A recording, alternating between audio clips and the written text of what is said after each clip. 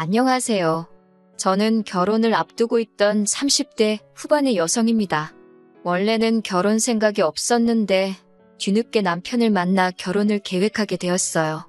늦게 만난 만큼 남들보다 더 행복하게 살고 싶었고 남편과 제가 백년해로 할 줄 알았습니다. 하지만 남편의 충격적인 정체에 저는 결국 이 결혼 생활의 종지부를 찍을 수밖에 없었어요. 중소기업에서 격리로 15년 일을 했습니다. 집에 돈이 없어서 대학은 진학하지 못했어요. 제 밑으로 남동생 둘이나 있었거든요. 원래는 공부에 워낙 욕심이 있었기에 어떻게든 대학에 가고 싶었지만 힘들어하는 부모님을 보고 있자니 고집을 피울 수가 없었습니다. 그렇게 고등학교를 졸업하고 바로 사회생활에 뛰어들게 되었어요. 솔직히 격리로 일하며 벌었던 돈 대부분은 다시 친정으로 들어갔습니다. 친정아버지는 몸이 안 좋으셨고 불행인지 다행인지 남동생들은 공부를 잘했기 때문에 학비다 뭐다 계속해서 돈이 필요했거든요. 그래도 그 점에 있어서 한 번도 불만을 갖거나 불평을 해본 적은 없습니다. 제 성격이 그래요. 싫은 소리 한다고 상황이 어떻게 달라지는 것도 아닌데 뭐하러 해서 주변 사람들 마음까지 아프게 하나 싶은 거지요. 하지만 살다 보니 때로는 그렇게 해야 하는 경우도 있더라고요. 제가 아프다 소리를 안 하면 다들 제가 괜찮은 줄 아니까요. 아무튼 그렇게 일만 하다 보니 연애도 제대로 못 해보고 온 나이가 35을 넘어갔습니다. 그나마 간간히 들어오던 소개자리도 35이 넘어가니 거의 끊기다시피 했고요. 그런 와중에도 사람들은 저한테 왜 결혼 안 하냐, 시집 안 가냐 물어봤자 답도 없는 질문을 해대니 너무 스트레스를 받았습니다. 결국 공황장애 진단을 받고 회사를 그만뒀습니다. 그때 처음으로 제 자신을 위해 시간을 쓰게 되었어요. 다행히 동생 둘 다 누나에 대한 고마움을 아는 녀석들이라서 자기들이 도와줄 테니 당분간 아무런 걱정하지 말고 누나만의 시간을 가지라 하더군요. 친정 부모님도 그동안 제가 애 많이 썼다 해주셨고요. 알아달라고 했던 일은 아니지만 그래도 가족들이 제 희생을 알아주고 인정해주니 큰 위로가 되었습니다. 그렇게 저는 회사를 관두고 공부를 시작했습니다. 현실적으로 대학교를 가기는 어려웠기에 공무원 시험을 준비했어요. 그리고 다행히 1년의 수험생활 끝에 합격을 하게 되었습니다. 다른 사람들은 공무원 합격을 했을 때 어떤 감정을 느끼는지 모르겠지만 전 드디어 혼자 살아도 괜찮다, 이제 걱정이 없다 뭐 그런 생각을 했습니다. 이 시기에는 이미 결혼에 대한 미련이 없었거든요. 그렇게 공무원 시험에 합격하고 얼마 지나지 않아 지인을 통해 지금의 남편을 소개받았습니다. 저보다 2살 어린 남편은 저처럼 오랜 시간 동안 일만 하느라 연애도 못 해보고 장가도 가지 못했다면서 저에게 적극적으로 다가왔습니다. 호감 가는 외모에 유머러스한 성격, 그리고 믿음직한 말투까지 저 역시 금방 남편에게 마음의 문을 열었습니다. 남편과 저는 그해 1월에 알게 되었지만 금방 연인 사이로 발전하였고 그해 9월에 식을 올리자고 약속까지 하게 되었습니다. 남편에 대해서 조금 더 이야기를 해보자면 일단 직장의 경우 중소기업에서 과장으로 근무하고 있다고 했습니다. 대표가 자기 아버지인데 아버지가 사업을 물려받으려면 말단 사원부터 시작해서 하나씩 배워 올라와야 한다고 하셨답니다. 그래서 미국에서 대학원을 나온 뒤 한국으로 들어와 오로지 회사 생활에만 매달렸다고 하더라고요. 그 말을 듣곤 대단한 집념을 가진 사람이구나 싶으면서도 저보다 더 좋은 혼사 자리가 있었을 텐데 왜 만나지 않았나 싶었습니다. 제 말을 들은 남편은 자기는 그런 정략적인 결혼은 싫더랍니다. 자기의 조건과 상관없이 자기를 사랑해줄 여자를 찾았다면서 그게 바로 저라는 거예요. 제 기분 좋으라고 한 말인가 싶기도 했지만 계속 뭔가 꿍꿍이가 있다고 의심하는 것도 웃기잖아요. 어리석고 순진하게도 그 말을 믿었습니다. 하지만 만나면 만날수록 남편의 말에는 묘하게 맞지 않는 부분들이 있었습니다. 저 역시 직장 생활을 오래 했기 때문에 사내 문화라던가 업무 처리 방식 등에 대해서는 익숙한 편이잖아요. 그런데 남편은 주인과 대리 중 무엇이 먼저인지도 헷갈려하길 여러 차례였어요. 직장인으로서 호칭, 직함은 기본 중에 기본인데 말이지요. 자기 말로는 과장 자리에 너무 오랫동안 있어서 그렇다고 하는데 말단부터 시작했다는 사람이 과장 자리에 오래 있었다는 것도 뭔가 납득이 안 되었고요. 회사 내 용어에 대해서도 모르는 것 투성이었어요.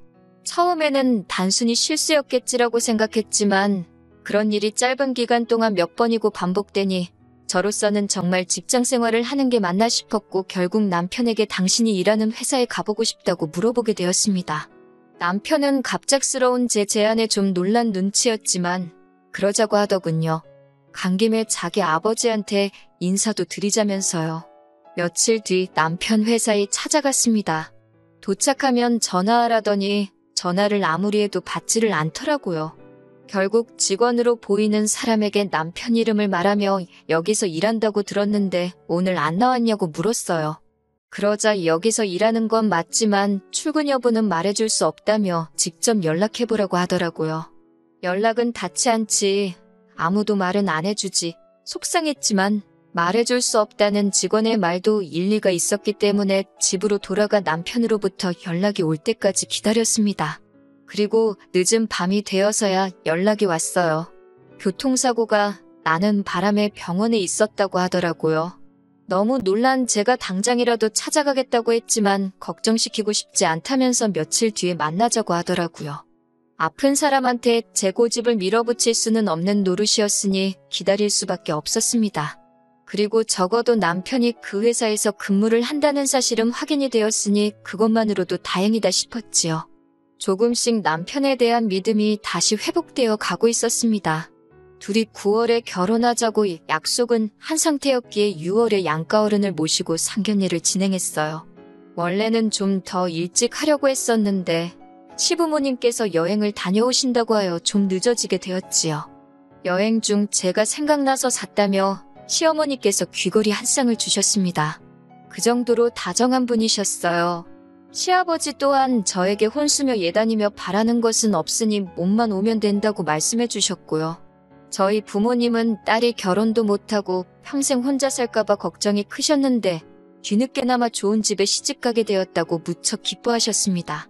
저 또한 기다린 자에게 복이 있다더니 내 인생이 그런 건가 싶었고요. 상견례까지 무사히 마치고 나니 정말 제가 결혼한다는 사실이 현실로 느껴졌습니다. 백마탄 왕자를 기다리며 세월을 보낸 것은 아니었지만 저에겐 남편이 말 그대로 백마탄 왕자나 다름없었지요. 저희는 7월에 가까운 가족들을 모시고 약혼을 하기로 했고 9월에 정식으로 식을 올리기로 했습니다. 부끄러운 말이지만 늦은 나이에도 불구하고 남편은 아이를 무척 갖고 싶어 했어요. 저는 제 나이 때문에 마음을 접은 상태였고요. 하지만 계속해서 남편이 조금이라도 희망이 있을 때 같이 노력해주면 안 되겠냐고 물어왔고 차마 외면할 수가 없었습니다. 저도 애시당초 아이가 싫어서라기보다는 제 나이 때문에 조심스러웠던 거니까요.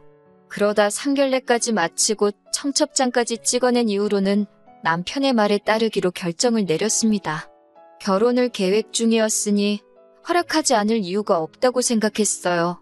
그만큼 저는 우리 둘의 미래에 대해 확신이 있었습니다. 그리고 바로 저희 약혼식 날, 결혼식을 2달 정도 앞두었던 시점, 저는 남편에게 제 모든 것을 주었습니다. 지금 돌이켜보면 너무나 어리석은 선택이었기에 후회스러울 뿐이에요. 저희 가족과 시부모님, 그리고 각자의 가장 친한 친구까지 총 10명 정도의 사람이 모여 심플하게 약혼식을 치렀습니다. 남동생 둘은 요즘 세상에 약혼식까지 하는 집이 어디 있냐며 특이하다고 했어요. 저도 처음 약혼식 이야기가 나왔을 때 과하다는 생각을 잠시 하긴 했었기 때문에 동생들 의견에 어느 정도 동의를 했지요. 하지만 예비 시부모님께서 약혼식을 한다는 건 그만큼 이 결혼에 서로 진지한 마음이라는 걸 보여주는 절차라며 절대 생략할 수 없다 하셨거든요. 그리고 곧이어 신혼집도 사줄 거라며 대신 하루빨리 혼인신고를 했으면 좋겠다고 하셨습니다. 지금 생각해보면 예비 시부모님이 그렇게 서두는 데는 다 이유가 있었을 것이니 의심을 해볼 법도 했었는데 그때는 뭐에 콩깍지가 씌었는지 그저 저희 둘의 행복을 바라셔서 적극적으로 도와주시는 거라고만 믿었습니다. 혼인신고만 하면 집도 저희 둘 공동 명의로 사줄 거라며 재촉을 하셨고 그렇게 저희는 결혼식을 한 달 정도 앞두고 혼인신고까지 하게 되었어요. 약속대로 예비 시부모님께서는 서울에 있는 아파트를 마련해 주셨습니다. 하지만 공동명의로 해주시겠다던 집은 전세였고 말씀하시기를 요즘 회사 사정 때문에 자금이 묶여서 그렇다며 조금만 참으라고 하시더군요. 갑자기 달라진 말씀에 저도 사람인지라 조금 실망스럽기는 했지만 가족이니 그 정도는 이해해야 한다고 생각했어요. 언젠가 남편이 회사를 물려받으면 이 정도의 일은 얼마든지 또 있을 수 있는 거라는 생각도 들었으니까요. 그리고 얼마 지나지 않아 남편이 집에 아이를 한 명 데리고 왔습니다. 사촌 누나의 아들인데 사촌 누나가 요즘 경제적으로 힘들어서 그렇다며 우리가 한두 달만 데리고 있자고 하더라고요. 아이는 8살이었는데 사촌 누나의 아이라서 그런지 남편과도 무척 닮은 느낌이었어요. 문제는 저도 남편도 출근을 해야 했기 때문에 집에 아이를 봐줄 사람이 없었지요. 남편은 이참에 저에게 일을 그만두는 게 어떻겠냐고 물었어요. 어차피 자기가 회사를 물려받으면 사모님 소리나 들으면서 살면 되는데 뭐하러 고생을 하냐면서요. 하지만 남들이 어떻게 생각하든 저에겐 지금 제 직업이 처음으로 제가 원해서 선택한 길이었기 때문에 쉽게 놓을 수 없었지요. 그래서 그때 처음으로 남편과 시부모님의 말에 싫다고 했습니다. 시아버지는 저에게 실망이라고 하셨고 시어머니도 마음에 들어하지 않으시는 눈치였지만요. 그런 이유로 남편이 낮에는 시어머니께서 아이를 봐주시고 저녁에는 저희가 데려와서 보고 그렇게 되었습니다. 시어머니는 말끝마다 저에게 그렇게 해서 아이랑 정이 들겠냐며 혀를 차셨지만 전 솔직히 왜 이 아이랑 제가 정이 들어야 한다는 건지 납득이 되질 않았어요. 그러다 결혼식을 이틀 앞두고 그 이유를 알게 되었어요. 그날은 제가 평소처럼 출근을 했다 급격히 컨디션이 나빠져서 일찍 집에 오게 되었습니다. 옆자리에 있던 다른 직원이 저에게 혹시 임신한 거 아니냐며 일단 집에 가서 쉬라고 그러더라고요. 저도 그 무렵 제 몸 상태가 의심가는 바가 있었기에 설마 싶어서 불이 나게 집에 오게 되었고요. 집에 다 와갈 때쯤엔 정신이 하나도 없어서 약국에 들리는 것도 깜빡하는 바람에 테스트기를 못 사왔습니다. 일단은 좀 누워서 쉬자 생각하고 안방에 누워 있었어요. 얼마나 누워 있었을까? 현관문 열리는 소리가 나더라고요. 그리고는 곧 남편과 사촌 신우의 애 목소리가 들렸습니다. 그런데 애가 남편에게 아빠라고 부르는 거예요. 처음엔 당연히 제가 아파서 헛걸 들었다 생각했어요. 그런데 애가 계속 아빠 아빠하고 부르니까 남편이 아빠라고 부르면 안 된다니까 집에서는 삼촌이라고 불러야지 이러는 거예요. 순간 등골에 소름이 쫙 끼치더라고요. 아빠라니 이게 무슨 소리인가 싶었어요. 제가 방문을 열고 나가 남편에게 물었습니다. 아빠라는데 그게 무슨 소리냐고요? 아무래도 제가 아프기도 했고 예민해진 탓에 목소리가 좀 높게 나갔어요. 그러자 애가 무서웠는지 또다시 아빠 저 아줌마 무섭다면 남편 뒤로 숨더라고요. 아이는 거짓말을 못하잖아요. 직감적으로 알아챌 수밖에 없었습니다. 사촌 신우애가 아니라 남편의 아이라는 것을요. 저는 그 길로 바로 남편의 혼인관계 증명서를 확인하였고 충격적인 사실을 알게 되었습니다. 총각인 줄 알았던 남편은 결혼 생활을 10년이나 했던 이혼남이었어요. 저는 그 사실을 알고선 그 자리에서 쓰러지는 줄 알았습니다. 제가 왜 나를 속였냐고 물으니 남편은 제 앞에 무릎을 꿇고는 아이 엄마가 재혼을 한다며 아이를 데려가라는데 자기는 도저히 혼자 키울 자신이 없었대요. 그런 와중에 저를 알게 되었는데 동생들을 위해서 그토록 오랫동안 헌신했다는 사실을 듣고선 그렇다면 자기 자식도 친자식처럼 키워줄 거란 믿음이 생겼다나요. 그 말을 듣는데 억장이 무너지는 줄 알았습니다. 비로소 제 인생을 되찾았다고 생각했는데 그게 아니었으니까요. 남편은 바로 시부모님에게 연락을 드렸고 한두 시간도 채 되지 않아서 시부모님이 집으로 찾아오셨습니다. 시아버지께서는 이미 혼인신고까지 다 한마당에 어쩌겠냐며 저더러 이렇게 된 이상 마음 독하게 먹고 잘 살라고 하시는 거예요. 아버님께 어떻게 그런 말씀을 하실 수 있으시냐 물으니 내일 모레가 결혼식인데 그럼 얻기라도 할 거냐고 네 나이에 그런 옷 좀 만들어서 좋을 게 있겠냐고 오히려 저를 협박하시더군요. 그 와중에 시어머니는 당신이 미안하다며 이게 아니라는 걸 알면서도 두 남자를 말리지 못했다고 대신 평생 속죄하는 마음으로 저를 대할 테니 그냥 우리 원래 그랬던 것처럼 사이좋게 행복하게 살자 하셨습니다. 솔직히 말하면 화와 분노보다는 그냥 눈앞이 깜깜했습니다. 시아버지 말씀대로 결혼식이 내일 모레인데 혼인신고까지 다 한마당에 제가 무엇을 할 수 있을지 감이 안 오더라고요. 결국 시부모님이 돌아가시고 남편은 잠든 그 새벽에 미친 듯이 인터넷을 뒤졌습니다. 그리고는 혼인신고를 한 지 3개월 전이면 취소가 가능하다는 한 줄기 희망을 발견했어요. 저는 이튿날 아침 바로 변호사를 찾아갔습니다. 변호사는 사기로 인한 혼인신고인 만큼 취소가 가능할 거고 위자료도 받을 수 있을 거라며 저를 위로해 주었습니다. 남편 쪽 변호사는 남편이 저를 너무 사랑해서 사실을 밝히지 못했을 뿐 속이려는 의도는 없었다며 혼인 취소는 불가능하다고 주장했습니다. 하지만 결국 재판부에서 제가 입은 경제적, 정신적 피해와 고통을 인정하여 저에게 위자료 2천만 원을 지불하라는 판결을 내려주셨어요. 그렇게 저는 지옥의 문턱에서 다행히 빠져나올 수 있었습니다. 남편은 그 이후로도 저에게 그래도 저를 사랑했던 마음만큼은 진심이었다며 잘 생각해보고 다시 돌아와 달라고 했습니다. 하지만 저도 남편을 진심으로 사랑했었기에 더욱 더 돌아갈 수 없었습니다. 더 이상 그 무엇도 믿을 수 없었으니까요.